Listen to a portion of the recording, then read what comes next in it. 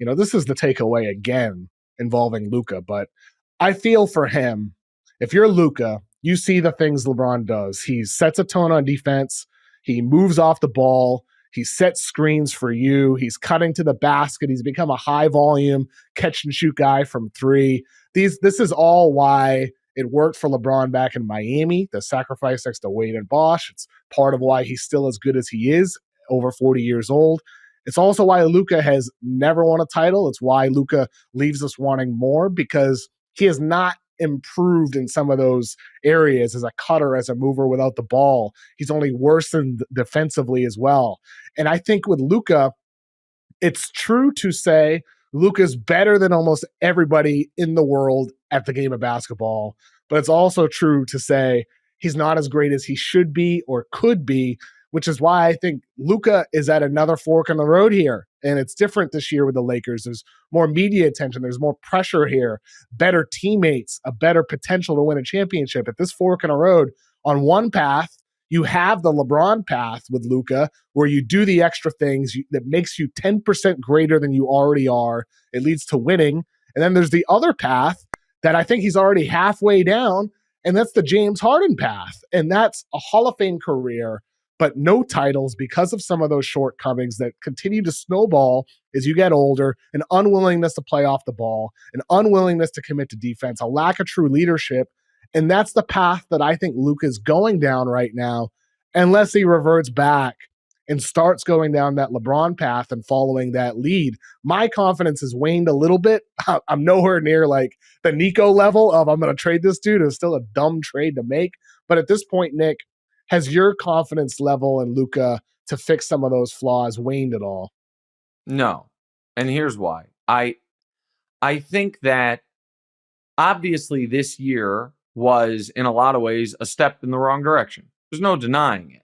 But the last time he had a step in the wrong direction, so Luka's career has kind of gone, now we've seen this twice, where it's going on this undeniably upward trajectory and culminating in the first iteration of it in for what was, and people will rewrite the history on this, the shocking in the moment upset of Phoenix in round two with the game 7 blowout where he outscored Phoenix himself in the first half, making a conference finals, beating the defending Western Conference champions before losing in the conference finals to the eventual champion Golden State Warriors.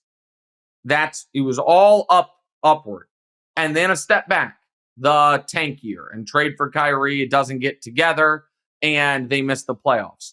And then an absolute rocket ship the next year, where once again, Luka, and this is where I push back, and I think you'll agree with this part, on the Harden comparisons, Luka is not a playoff shrinker. He's an all-time playoff performer, and where he raises his game, this year was the exception, in the postseason, where he takes a team that no one had in the finals, past Oklahoma City. I don't even remember who they beat in round one, but then past Shea and Oklahoma City in round 2, the 1 seed, past the talk of the town, the Minnesota Timberwolves and Anthony Edwards, in a series that at the end of it, Anthony Edwards said he was out of gas and Luka was not.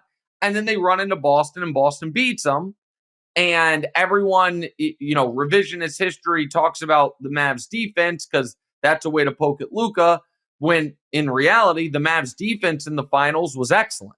The Mavs defense in the finals held Boston well below its season averages offensively across the board.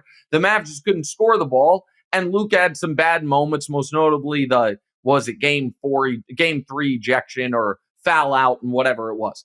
And then this year, a step back emotionally because this team gave up on him, and then a step back performance-wise because for the first time in his entire career, he walked into a playoff series evenly matched or in the better position. His team lost, and a lot of it was because he didn't perform. So that is a legitimate criticism. But I still see this as a guy who is a top 2 offensive player in the league. In my opinion, a top 3 player, if people want to put Tatum and Shea ahead of him and say he's 5, that's fine. I'm not ready to put Anthony Edwards ahead of him, and I think last night is evidence as to why, in that Ant can have the bad Ant games on the offensive end are so much of a lower caliber than the bad Luka games.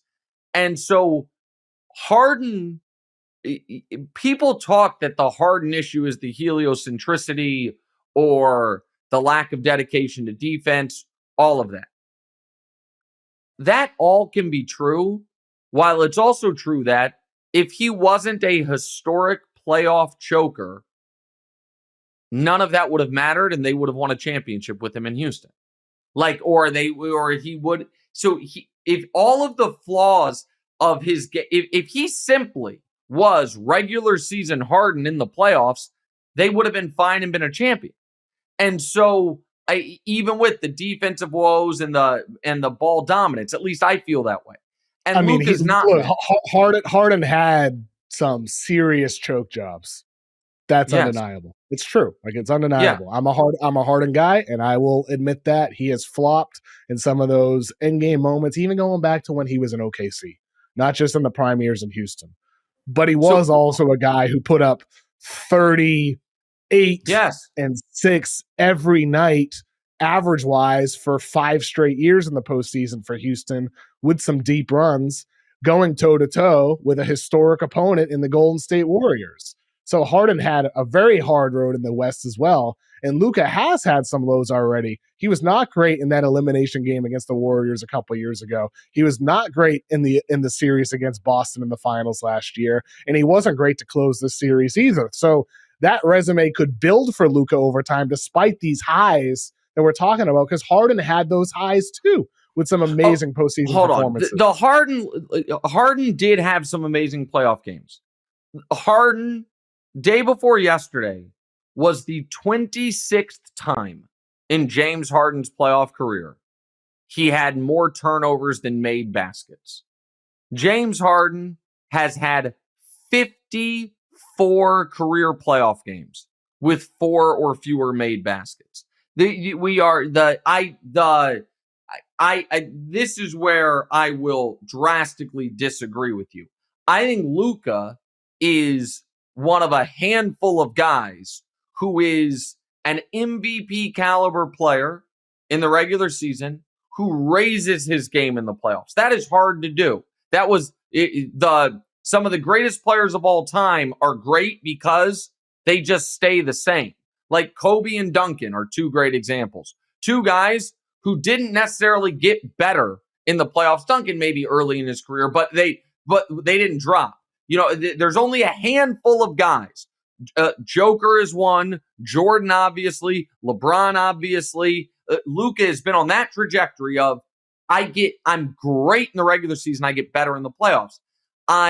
So I am not as worried about Luka as everyone else is going to be, because listen, the knives are going to be out. You are going to see KOC by semi-credible people top 10 lists going into next year, or, a player ranking. And what you're going to see is Anthony Davis 10, Luka 11. Like, people are going to overreact. That's absurd. I'm telling you, I'm going to call my shot right now. Here is going to be someone's player ranking list. I'm going to try to do it. You're going to have Jokic, Giannis, SGA, Tatum, Ant. We're at 5. You're going to have Steph. You're going to have Wemby. You might have Wemby number 1, God knowing you. So we're at 7. Donovan, Jalen Brunson, we're at 8, 9. And someone's going to put, I'm just telling you, if you don't think you're going to get takes that this week, that Jalen Brunson and or Tyrese Halliburton, if you're trying to win a championship, you'd rather have them than Luka Doncic, you don't know the media. That's coming. Sure. And I'm not ready yet to say Ant surpassed him. Now, I look at it more holistically. Like, they played in the playoffs last year. Luka was better, beat him in 5. Ant ran out of gas. They played in the playoffs this year. Ant was better. Ant beat him in 5. They ran out of gas. Seems pretty even to me. but most people don't do the math that way. Let me ask you one more thing about Luka before we move on. And here is where I think the conditioning part gets a little overstated. How exhausted at the end of games do you think other superstars would look if they, like Luka the last 2 years, led the league in minutes per game in the playoffs? Meaning, like, Steph's a bad example because Steph is seemingly indefatigable and is running around the whole time or whatever it is. But what's also true is Kerr, much to the chagrin of dopey Warrior fans, basically puts a ceiling on how many minutes they'll play Steph, particularly early in series. And it's like, listen, we are protecting him because of what we're asking from him. And so, yes, Steph is fresher, no doubt about it. And listen, Steph is in top 1% of humans ever condition. Luka is not that. But you understand the point I'm making, that there is Luka. Nobody in the playoffs this year has played more minutes than Luka. Last year, nobody played within 100 minutes of what Luka played in the playoffs. And on a minutes per game level, I think only Maxey was more, and Maxey, obviously didn't have a long playoff run. Would we, if Luka ever was on a team where they were like, hey, you can rest like a normal player even in the playoffs, would he look fresher at the end of these games? Probably. He would. He would, Nick. And to your point, putting a cap on his minutes could be good, but this is also on Luka too. Sometimes you need to give up the ball, play off the ball, catch and shoot threes, because in this postseason, look at the numbers. He had 46 total threes. How many of those do you think were catch and shoot threes of the 46 threes he took? 4. It was 13, a little bit more than you thought. 13. He made 6 of those. I played that game poorly. Sorry, I should have said. I don't know what I should have. 46.2%. He shot 6 of 13 on catch and shoot threes, 10 of 33 on dribble jumper threes. If Luka is just going to embrace playing off ball a little bit more, like LeBron has, and get some of those easy catch and shoot threes, conserve some of that energy, to me, that would help him a lot. I really do think that would help him a lot.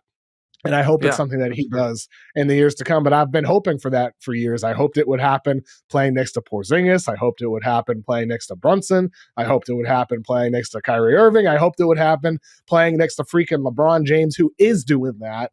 And it hasn't happened yet. And I hope if LeBron stays with the Lakers moving forward, he has a player option for next season. Obviously, he's staying with the Lakers. I think he's staying with the Lakers as well. I'd be shocked if that didn't happen otherwise.